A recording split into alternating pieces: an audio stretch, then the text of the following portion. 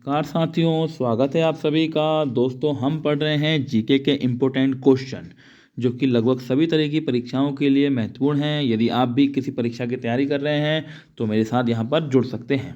तो शुरू करते हैं आज की क्लास को।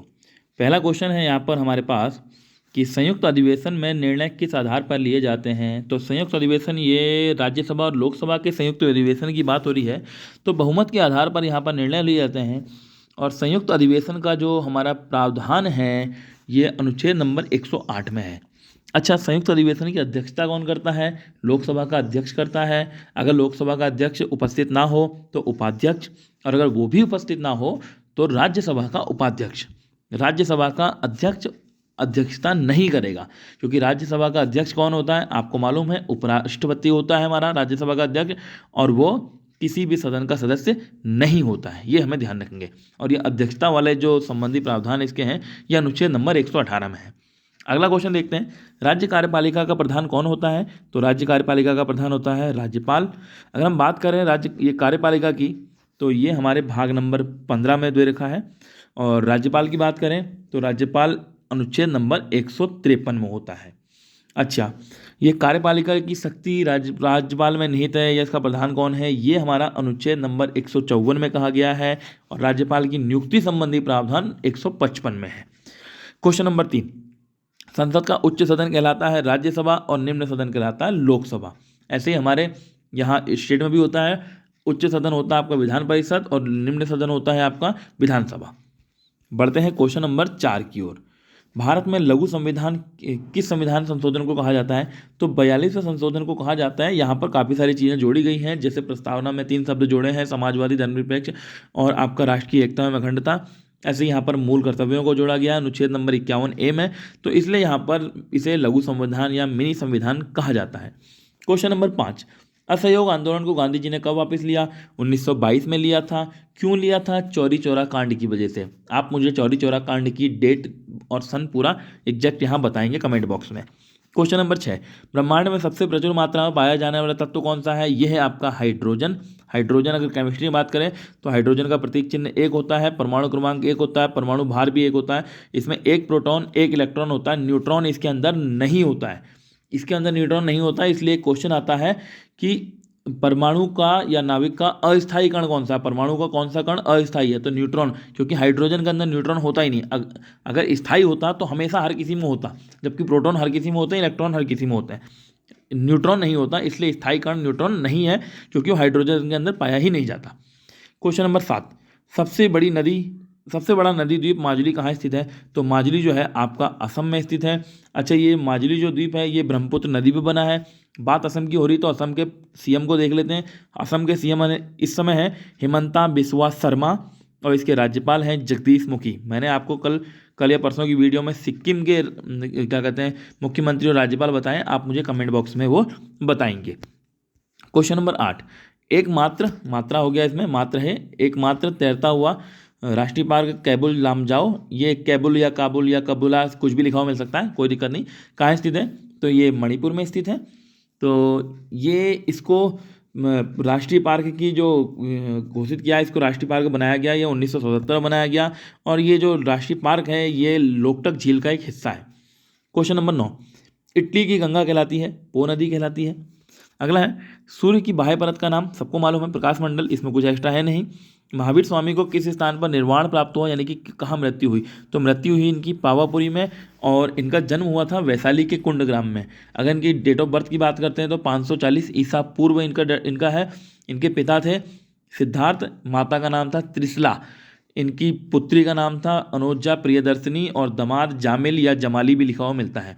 अच्छा, यहाँ इनकी पत्नी के विषय में कन्फ्यूजन होता है।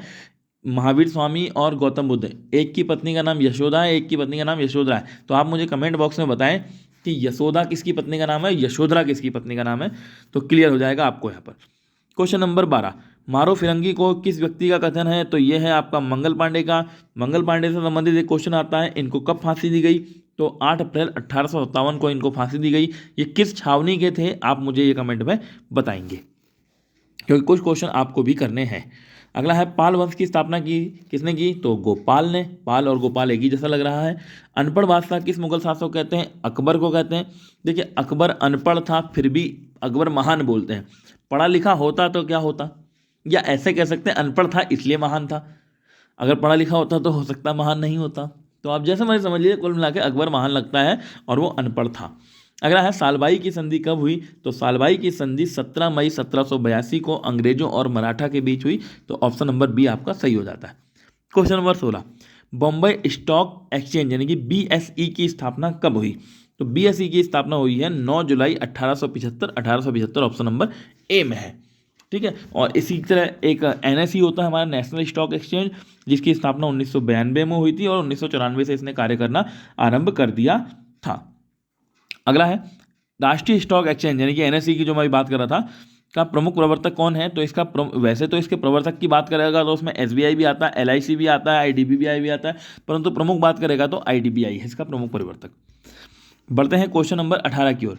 भारत में मान्यता प्राप्त स्टॉक एक्सचेंजों की संख्या कितनी है, तो पहले तो ये 24 थी, अब ये केवल 23 रह गई है इनकी संख्या। तो 24 में से जैसे BSE हो गया, NSE हो गया, एक उत्तर प्रदेश स्टॉक एक्सचेंज कानपुर हो गया, मेरठ स्टॉक एक्सचेंज हो गया, बेंगलुरु हो गया, कोलकाता, हैदराबाद, इनके नाम से है ये स्टॉक एक्सचेंज। अच्छा खत्म कौन सा किया ये हम जान लेते हैं, क्योंकि 23 के नाम यहाँ मैं ले भी नहीं पाऊंगा, आपको याद भी एकदम नहीं होंगे। खत्म हमारा सौराष्ट्र स्टॉक एक्सचेंज हुआ, सौराष्ट्र स्टॉक एक्सचेंज इसको हटा दिया गया है। ठीक है, इसकी मान्यता खत्म कर दी गई है। तो 23 बचे, वैसे 24 थे। 19वां है विश्वव्यापी आर्थिक मंदी कब आई, तो 1929 से लेकर 1939 तक, ये 1929 से लेकर 1939 तक का जो दौर था ये आर्थिक मंदी का दौर था, और इसी का परिणाम हमारा द्वितीय विश्व युद्ध फिर सामने आया। और ये मंदी जो शुरू हुई थी अमेरिका से हुई थी, पूरा स्टॉक मार्केट वगैरह सब इसमें तबाह हो चुका था।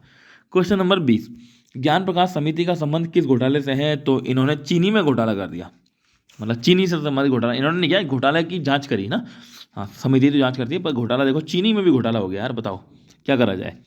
हर्ज किसे मापने की इकाई है, तो हर्ज जो आपका है आवृत्ति मापने की इकाई है, तो तरंगों की आवृत्ति वाला ऑप्शन इसमें सही हो जाएगा। बढ़ते हैं अगले क्वेश्चन की ओर। क्वेश्चन नंबर 22, निम्नलिखित में से किसका द्रव्यमान केंद्र वस्तु के बाहर होता है। द्रव्यमान केंद्र क्या होता है, जिस केंद्र पर वस्तु संतुलन होती है, स्थायी अवस्था में आ जाती है। तो अगर आप पेन देखें तो पेन को आप बीच में से कहीं से उंगली पे भी रख लीजिए, किसी भी जैसे उंगली पे रख के देख लीजिए आप, तो यानी कि पेन के ऊपर ही होता है, पेन के अंदर ही होता है इसका द्रव्यमान केंद्र। अगर गेंद देखिए, गेंद भी आप अपने उंगली पर या हाथ में स्थिर करते हैं, किताब को भी स्थिर करते हैं, लेकिन कोई वलय यानी कि रिंग हो या इसके आकार की कोई चीज़ हो तो उसको आप कैसे स्थिर करेंगे, भाई वो तो बीच में से खाली होगा, तो उसको आप कहीं से कहीं तक स्थिर नहीं करते, इसका जो द्रव्यमान केंद्र है इससे बाहर होगा। चाहे आप इसे गोल गोल घुमाइए उंगली में डाल के, तो इसका द्रव्यमान केंद्र इस पर नहीं होता, किसी इसके पॉइंट पर नहीं होता, इससे बाहर ही होता है। चाहे आप किसी रस्सी से बांध के घुमाइए, चाहे किसी मशीन के थ्रू घुमाइए, कुल मिला के वलय के ऊपर द्रव्यमान केंद्र इसका नहीं होगा। क्वेश्चन नंबर 23, समुद्री जल को किस प्रक्रिया द्वारा शुद्ध किया जाता है, तो ये आसवन विधि द्वारा शुद्ध किया जाता है। आसवन आपने पढ़ा होगा 12th में। क्वेश्चन नंबर 24, परमाणु के नाभिक की खोज किसने की, तो रदरफोर्ड ने इसकी खोज की थी। क्वेश्चन नंबर 25 है, एक पक्षी तथा कीट के पर क्या होते हैं, तो यहाँ पर इसका आएगा समवृत्ति अवयव। समवृत्ति अवयव क्या होता है, या समवृत्ति अंग भी आ सकता है, कि जिनके कार्यों में तो समानता होती है परंतु उनकी उत्पत्ति या फिर मूल रचना में अंतर होता है, तो वो समवृत्ति अंग या समवृत्ति अवयव यहाँ पर कहलाते हैं। तो ये थे हमारे 25 क्वेश्चन, जो कि मैंने जीके के इतिहास, भूगोल, आपके अर्थशास्त्र, विज्ञान और राजनीति शास्त्र से लिए हैं मैंने, जो कि आपकी परीक्षाओं में अक्सर पूछे जाते हैं। तो उम्मीद है आपको क्वेश्चन पसंद आए होंगे, वीडियो पसंद आई होगी, तो वीडियो को लाइक और शेयर जरूर करें। मिलते हैं अगली वीडियो में, तब तक के लिए नमस्कार।